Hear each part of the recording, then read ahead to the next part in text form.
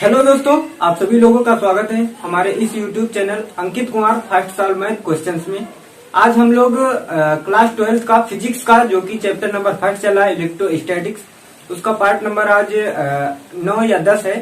ठीक है, इसमें हम लोग जानेंगे क्या होता है वैद्युत क्षेत्र की तीव्रताओं का अध्यारोपण सिद्धांत, वैद्युत द्विध्रुव क्या होता है और वैद्युत द्विध्रुव आघूर्ण क्या होता है। ठीक है, क्या वैद्युत द्विध्रुव क्या होता है और वैद्युत द्विध्रुव आघूर्ण क्या होता है, इसके बारे में जानेंगे। वैद्युत द्विध्रुव की साम्य अवस्था क्या होता है, जिसको हम लोग कहते हैं equilibrium position of electric dipole. ठीक है, इसके बारे में जानेंगे। इन सभी चीजों के बारे में हम लोग डिस्कस करेंगे, संपूर्ण तरीके से एक एक चीज के बारे में डिस्कस करेंगे। ठीक है, इससे पहले आप सभी लोगों को क्या करना है, इस वीडियो को अपने दोस्तों के पास शेयर जरूर करना है और चैनल को सब्सक्राइब कर लेना है। ठीक है, सबसे पहले हम देखते हैं कि मोटिवेशन थॉट क्या होता है रोज का। ठीक है, जो हम लोग डिस्कस करते हैं रोज रोज का मोटिवेशन थॉट, उस चीज के बारे में डिस्कस करते हैं। क्या है, लहरों से डरकर नौका पार नहीं होती, कोशिश करने वालों की कभी हार नहीं होती। जी हाँ दोस्तों, सही आपने सुना। क्या कि लहरों से डरोगे अगर आप कि यार मैं ये कदम उठाने जा रहा हूँ, कहीं कुछ ना हो जाए, कहीं वो ना हो जाए, कहीं ये ना हो जाए, कहीं मैं गिर ना जाऊं, कभी अपने अंदर निगेटिव फीलिंग ही मत लाइए, क्योंकि जब तक आप इन सभी चीजों से डरेंगे तब तक आप कभी आगे निकल ही नहीं सकते हो। ठीक है, तो इन सभी चीजों से मत डरिए और फिजिक्स को जितना ही करीबी से आप देखेंगे, फिजिक्स आपके उतना ही करीब आएगी, कोई भी सब्जेक्ट हो। और अभी ज्यादा दिक्कतें भी चल रही हैं, लॉकडाउन है तो, लेकिन आप लोगों को क्या करना है, मेहनत करना है और आगे निकलना है। ठीक है, और आप सभी लोगों को पढ़ाई पे ज्यादा विशेष ध्यान देना है, क्योंकि ये एक ऐसा माध्यम है जिससे आप अपनी ख्वाहिशों को पूरी कर सकते हो। ठीक है, और इसी के साथ हम लोग स्टार्ट करते हैं, आगे देखते हैं कि क्या है कि वैद्युत क्षेत्र की तीव्रताओं का अध्यारोपण सिद्धांत। पहले तो हम देखते हैं कि वैद्युत क्षेत्र की तीव्रता क्या होती है। इस चीज के बारे में हम लोगों ने डिस्कस किया था कि वैद्युत क्षेत्र की तीव्रता, जिसका फार्मूला निकल के आया था E=F/Q0। ठीक है, ये होती थी वैद्युत क्षेत्र की तीव्रता। इसकी परिभाषा भी लिखाई गई थी, हर एक चीज लिखाई गई थी। ठीक है, तो वैद्युत क्षेत्र की तीव्रताओं का अध्यारोपण सिद्धांत कह रहा है, मतलब क्या हुआ। पहले देखते हैं कि अध्यारोपण का मतलब क्या होता है। ठीक है, देखिए अध्यारोपण, जिसको हम लोग क्या कहते हैं, अध्यारोपण क्या कहते हैं, अध्यारोपण। ठीक है, अध्यारोपण, तो ये अध्यारोपण जो है, इस अध्यारोपण का मतलब क्या होता है। ठीक है, तो इस अध्यारोपण का मतलब क्या होता है, इस चीज के बारे में पहले हम देखते हैं। देखिए क्या होता है, जैसे कई चीजें आपस में मिलकर के क्या करते हैं, बहुत बड़ी चीज का एक निर्माण करते हैं। ठीक है, कहते हैं कि कई परमाणु आपस में मिलकर के एक अणु का निर्माण करते हैं। ठीक है, इसी प्रकार से क्या होता है, जब अनेक वस्तुएं किसी एक चीज के ऊपर अध्यारोपित हो जाती हैं। अध्यारोपित का मतलब क्या हुआ कि कई चीजें मिल रही हैं और उसका जो परिणाम प्राप्त हो रहा है, उस कई चीजों से मिलने के पश्चात जो परिणाम ही प्राप्त होता है, तो कई चीजें जो मिली हैं, उन चीजों के मिलने को ही अध्यारोपित हम कहते हैं। ठीक है, एक दूसरे के ऊपर क्या हो जाते हैं, अध्यारोपित हो जाते हैं। एक दूसरे के ऊपर कितना बल लगा रहे हैं, अगर बल वाला है सिस्टम तब। ठीक है, तरंगे अध्यारोपित होती हैं, कई चीजें अध्यारोपण का सिद्धांत आपने समझते हैं। ठीक है, तो वही कह रहा है कि वैद्युत क्षेत्र की तीव्रताओं का अध्यारोपण सिद्धांत। पहले तो हम देखते हैं कि वैद्युत क्षेत्र की तीव्रता क्या होती है। ठीक है, क्या वैद्युत क्षेत्र की तीव्रता, वैद्युत क्षेत्र की तीव्रता, क्षेत्र की तीव्रता, तो वैद्युत क्षेत्र की तीव्रता, इसकी परिभाषा हमने लिखाया था। ठीक है, और ये क्या निकल के आई थी, इसको हम किससे प्रदर्शित करते थे, किससे प्रदर्शित करते थे, आप लोगों को पता होगा किससे, ई से। ठीक है, इसे हम ई से ही इसको क्या करते थे, प्रदर्शित करते थे। ई बराबर निकल के क्या आया था, फार्मूला F/Q। ठीक है, F/Q0, ये फार्मूला हमारा निकल के आया था क्या, कि E बराबर F/Q0। इसका मतलब क्या हुआ, इसका मतलब भी समझ लेते हैं, फिर आगे बढ़ते हैं। ठीक है, इसका मतलब देखिए क्या है कि ये कोई आवेश है, यहाँ पे कोई प्लस क्यों आवेश रखा हुआ है, अब आवेश रखा हुआ है तो आवेश अपना कहेगा कि पावर दिखाना स्टार्ट करेगा। पावर दिखाने का मतलब क्या हुआ कि ये इसके आसपास एक वैद्युत क्षेत्र बन जाएगा। ठीक है, आवेश आवेशित कण रखेंगे तो आवेशित कण के कारण जो आवेश अपना प्रभाव स्टार्ट करेगा, प्रभाव कौन सा स्टार्ट करेगा भाई, कि अपने आसपास एक लक्ष्मण रेखा बना लेगा। लक्ष्मण रेखा का मतलब क्या हुआ कि वैद्युत क्षेत्र बना लेगा। ठीक है, वैद्युत क्षेत्र बना लेता है कि इसमें कोई प्रवेश करेगा तो उसके ऊपर, जैसे उसमें लक्ष्मण रेखा देखते हो कि आग जलने लगती है। ठीक है, तो इसमें जैसे ही कोई प्रवेश करता है तो इसका प्रभाव उसके ऊपर पड़ता है। मतलब क्या हुआ कि अगर वो जो आने वाला आवेश है इसमें प्रवेश करेगा, ठीक है, वो आएगा अगर वो प्लस है, मतलब कि धनात्मक आवेश है और धनात्मक ये भी है, तो प्रतिकर्षित करते हैं। क्या करते हैं? प्रतिकर्षित करते हैं। अगर ये धनात्मक है, वो ऋणात्मक है, तो जब ये प्रवेश करेंगे आपस में तो क्या हो जाएगा, वो आकर्षित करेंगे। ठीक है, ये चीज समझ में आ गई। अब कहता है वैद्युत क्षेत्र की तीव्रता कैसे जानेंगे। तो क्या होता है, जब किसी वैद्युत क्षेत्र में, क्या हमने बताया कि जब किसी वैद्युत क्षेत्र में कोई अन्य आवेश प्रवेश करता है, क्या हमने बताया, जब किसी वैद्युत क्षेत्र में कोई आवेश प्रवेश करता है तो उसके ऊपर, किसके ऊपर, जो आवेश प्रवेश करेगा उस आवेश के ऊपर जितना बल लगता है उस बल, और जितना बल लगता है उस बल और उस आवेश का जो परिमाण होता है उस परिमाण की निष्पत्ति को ही क्या कहते हैं, परिमाण का मतलब क्या हुआ कि ये जो आवेश नीचे दिया गया है इसमें, ठीक है, इसकी निष्पत्ति को क्या कहते हैं, हम वैद्युत क्षेत्र की तीव्रता कहते हैं। फिर से समझ लीजिए, क्या हमने बताया कि जब किसी वैद्युत क्षेत्र में कोई अन्य आवेशित कण, क्या हमने बताया कि जब किसी वैद्युत क्षेत्र में कोई अन्य कण प्रवेश करता है तो प्रवेश करने पर जब ये प्रवेश करेगा तो प्रवेश करने पर उसके ऊपर जितना बल लगता है, क्या लगेगा, जब ये प्रवेश करेगा इसमें तो प्रवेश करने पर ये क्या करेगा, बल लगाएगा। और ये जब बल लगाएगा, ठीक है, तो ये क्या करेगा, बल लगाएगा। और जो बल लगाता है उसको हम कहते हैं एफ, ठीक है, बल। और उस आवेश की निष्पत्ति के को ही क्या कहते हैं, वैद्युत क्षेत्र की तीव्रता कहते हैं। ये चीज आप लोगों को समझ में आ गई होगी। ठीक है, यहां तक आप लोगों को समझ में आया। अब आगे देखते हैं। कह रहा था कि वैद्युत क्षेत्र की तीव्रताओं का जो अध्यारोपण का सिद्धांत है वो क्या है, उस चीज के बारे में हम लोग पहले जानकारी प्राप्त करते हैं। ठीक है, अब हम मान लेते हैं कोई एक निकाय है। निकाय क्या होता है, वो निकाय, वो मत समझ लेना क्या है निकाय, समझ लेना पहले से, निकाय, ठीक है, क्या, जिसको हम लोग क्या कहते हैं, सिस्टम, राइट, क्या कहते हैं, निकाय। निकाय को क्या कहते हैं हम लोग, सिस्टम कहते हैं। ठीक है, अब ये जो सिस्टम होता है इसको व्यवस्था भी हम लोग कहते हैं कि क्या यार व्यवस्था बना रखी, क्या तुम्हारा सिस्टम क्या है। ठीक है, ये निकाय, अब जैसे गांव में क्या होता है जानते हो, गांव में खेती है तो खेती में गन्ना, जैसे हमारे यहाँ इधर पिपरमिंट वगैरह होती है तो उसमें एक खुरपी नाम का एक औजार होता है, उससे उसको क्या किया जाता है, उसमें जो घास फूस होती है उसको निकाया जाता है। तो यहाँ पे निकाय है और वो भी कहते हैं कि चलो निकाने चलते हैं। ठीक है, तो निकाय और निकाय दोनों में डिफरेंस है, वो खेती निकालना है, लेकिन ये निकाय, निकाय का मतलब है कि व्यवस्था है। ठीक है, एक सिस्टम है, तो वही सिस्टम जो है ये निकाय एक है, मतलब कि एक कोई निकाय है। ठीक है, जैसे मान लेते हैं यही है, ये कोई एक निकाय बना हुआ है।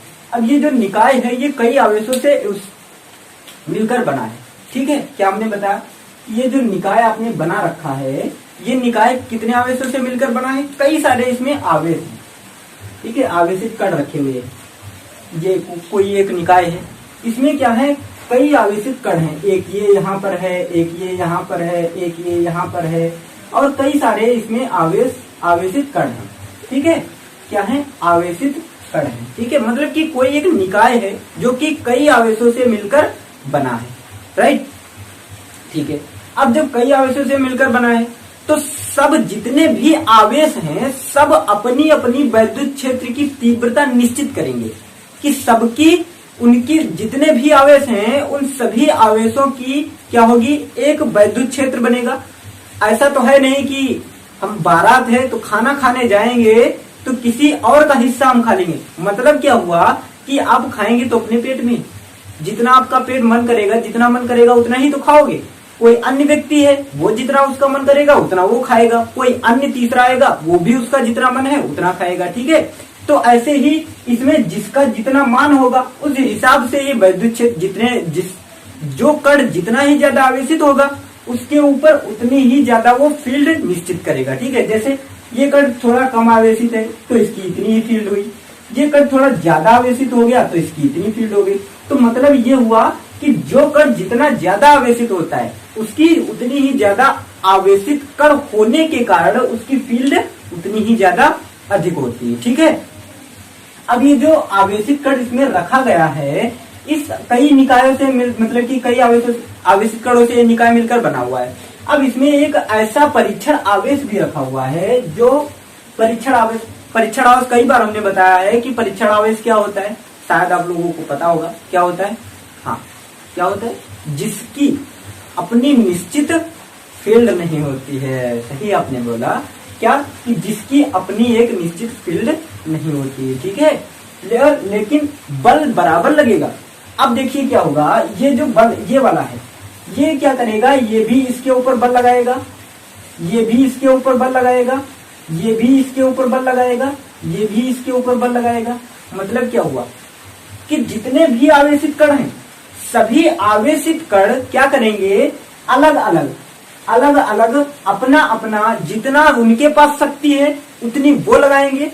जैसे किसी चीज को खींचना है तो खींचेंगे, हमारे जितनी बूथ होगी हम उतना खींचेंगे। कोई अन्य व्यक्ति आएगा उसके जितनी बूथ है उतना उसमें जिसके जितनी एनर्जी है वो अपनी एनर्जी से खींचेगा किसी चीज को। ठीक है, तो ये क्या करेंगे, जितने भी आवेशित कण हैं ये सभी आवेशित कण इस ये जो परीक्षण आवेश इसके अंदर रखा हुआ है इसके ऊपर बल लगाएंगे। ठीक है, तो बल लगाएंगे तो बल लगाने से क्या इसमें परीक्षण आवेश है और परीक्षण आवेश का कुछ ना कुछ परिमाण होता होगा। ठीक है, तो परिमाण होने के कारण बन गया वैद्युत क्षेत्र की तीव्रता। अभी तो तुमने निकाला था क्या कि F/Q0, यही तो वैद्युत क्षेत्र की तीव्रता थी। तो वैद्युत क्षेत्र की तीव्रता इससे प्राप्त हो जाएगी। लेकिन ये वाला कण इसको हम मान लेते हैं, ये वाला देखिए, ये वाला जो है ये जब इसके ऊपर बल लगाएगा तो ये अपनी वैद्युत क्षेत्र की तीव्रता निश्चित करेगा। इसको हम मान लेते हैं E1। ठीक है, ये अपनी वैद्युत क्षेत्र की तीव्रता निश्चित करेगा, ये E1 हो गई। दूसरे भाई साहब आएंगे, ये जब बल लगाएंगे तो ये भी अपनी एक फील्ड निश्चित करेंगे और वैद्युत क्षेत्र की तीव्रता उत्पन्न करेंगे। इसको हम मान लेते हैं E2। इसी प्रकार से तीसरे भाई साहब आएंगे, ये भी इनके ऊपर अध्यारोपित हो जाएंगे और एक E3 बना लेंगे। इसी प्रकार से E4 बना लेंगे। ठीक है, और इसी प्रकार से N अगर आवेश जो निकाय है वो कई कणों से मिलकर बना है, आवेशित कणों से मिलकर बना है, अनंत है, इसमें N है। N का मतलब कोई भी नंबर आ सकता है, 1000, 2000, 10,000, 5,000। ठीक है, चाहे जितने आवेशित कणों से मिलकर बना हो। तो En इसका मतलब क्या हुआ कि अध्यारोपण का मतलब क्या हुआ। ठीक है, ये सभी कण जब इसके ऊपर अध्यारोपित हो जाएंगे तो एक क्या करेंगे, परिणामी प्राप्त करेंगे। क्या, जैसे रस्सी से किसी चीज को आप खींच रहे हो तो वो खींच करके जब कई लोग आपस में बल लगाओगे तो वो रस्सी नीचे खींच आएगी, और जब नीचे खींच आएगी तो आपको क्या प्राप्त होगा, परिणामी, कि कितना मेहनत करनी पड़ी है, कितने लोगों ने बल लगाया है तब रस्सी नीचे आएगी। ठीक है, ये चीज समझ में आई। उसी प्रकार से क्या करेंगे, ये सभी आवेशित कण मिल करके एक नई शक्ति का निर्माण करते हैं। जैसे हमको बल्ब जलाना है, छोटी बैटरी से बल्ब नहीं जलता है, कई बैटरियां आपस में जब जोड़ देते हैं तो एक नई ऊर्जा का उत्पन्न, नई एक इलेक्ट्रिसिटी उत्पन्न होती है ज्यादा पावर वाली, तो उससे बल्ब जल जाता है। ठीक है, तो इसी प्रकार से जब कई वैद्युत क्षेत्र आपस में मिलकर, वैद्युत क्षेत्र की तीव्रताएं आपस में मिल करके एक नई वैद्युत क्षेत्र की तीव्रता का निर्माण करती है। ठीक है, एक दूसरे के ऊपर अध्यारोपित होकर के एक नई तीव्रता का निर्माण करती है। ठीक है, क्या बताया हमने, कई आपस में मिलकर के एक नई तीव्रता का निर्माण करती हैं। ठीक है, तो वही जो होता है, अब इसकी डेफिनेशन क्या हो गई। ठीक है, तो वो जो नई तीव्रता होगी उसको हम कह लेते हैं E। ठीक है, जो परिणामी तीव्रता प्राप्त होगी वो होगी E। E बराबर क्या होगा, E1 plus E2 plus E3 plus E4 E plus E5। ठीक है, E1 plus E2 plus E3 plus E4 E5 En। Right, तो कई आवेशित कण हैं, n नंबर तक हैं। ठीक है, n नंबर तक है, मतलब क्या हुआ कि सभी जो परिणामी प्राप्त होगी वो सभी आवेशों जो वैद्युत क्षेत्र की तीव्रता प्राप्त होगी उनके परिमाण जितना होगा उन सभी को अगर हम जोड़ दें, ठीक है, तो जो हमको अदिश योग जो प्राप्त होगा, ठीक है, उसको अगर हम जोड़ते चले जाएं, सभी परिणामों को जोड़ दें, तो ये परिणामी नया उत्पन्न हो जाएगा। उसको क्या कहते हैं? अध्यारोपण का सिद्धांत इसी प्रकार से कहते हैं। अब देखिए, इतना आप लोगों को समझ में आ गया हो। अब जो मेन पॉइंट, मेन बात जो आपको लिखना है, उस चीज को समझते हैं, ठीक है। क्या हमने जो स्टार्टिंग में बोला था, क्या? अब 1 मिनट इसका आप स्क्रीनशॉट 1 मिनट ले लीजिए थोड़ा, ठीक है। तो अब जो हमको लिखना है वो चीज हम देख लेते हैं कि हमको लिखना क्या है, ठीक है। देखते हैं क्या कि माना कोई एक निकाय है, जो हमारे साथ आप लोग, मैं बोल देता हूं, आप लोग लिखिए, ठीक है, कि कोई निकाय कई आवेशित कणों से मिलकर बना है। क्या लिख लेते हैं हम कि माना कोई निकाय,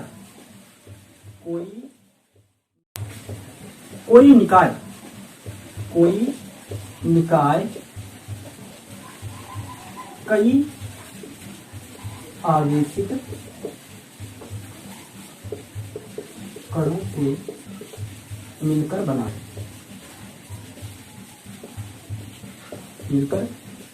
है, अब आवेशित कणों से मिलकर बना है, तो कई आवेशित कणों से मिलकर बना है, जिसमें जैसे Q1, Q2, Q3, Q4, Qn, ठीक है। इतने आवेशित कणों से मिलकर बना है। अब क्या करना है? अब ये जब निकाय आवेशित कणों से मिलकर बना है, तो हर एक, हम जानते हैं कि हर एक जो आवेशित कण है वो अपनी एक निश्चित, क्या करता है? एक निश्चित वैद्युत क्षेत्र की तीव्रता उत्पन्न करता है, या एक निश्चित, हर एक आवेशित कण अपनी एक निश्चित वैद्युत क्षेत्र उत्पन्न करता है, जिसके कारण, ठीक है, जिसके कारण हर एक, प्रत्येक आवेशित कण अपनी एक क्षेत्र, ठीक है, अपनी एक वैद्युत क्षेत्र का निर्माण करता है, अपनी एक वैद्युत क्षेत्र को प्राप्त करता है, ठीक है, प्राप्त करता है, जिसके कारण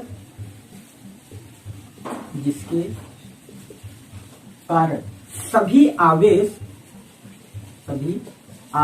कण, ठीक है, अपना अलग अलग, ठीक है, क्या करते हैं? सभी आवेशित कण, ठीक है, उस परीक्षण आवेश पर क्या करते हैं? बल लगाते हैं। सभी आवेशित कण परीक्षण आवेश पर बल लगाते हैं, जिसके कारण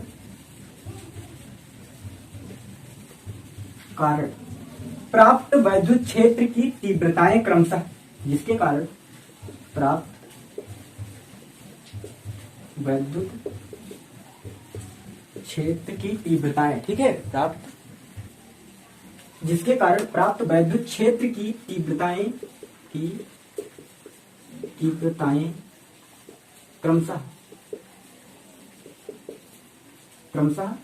E1, E2, E3, En, ठीक है, En है।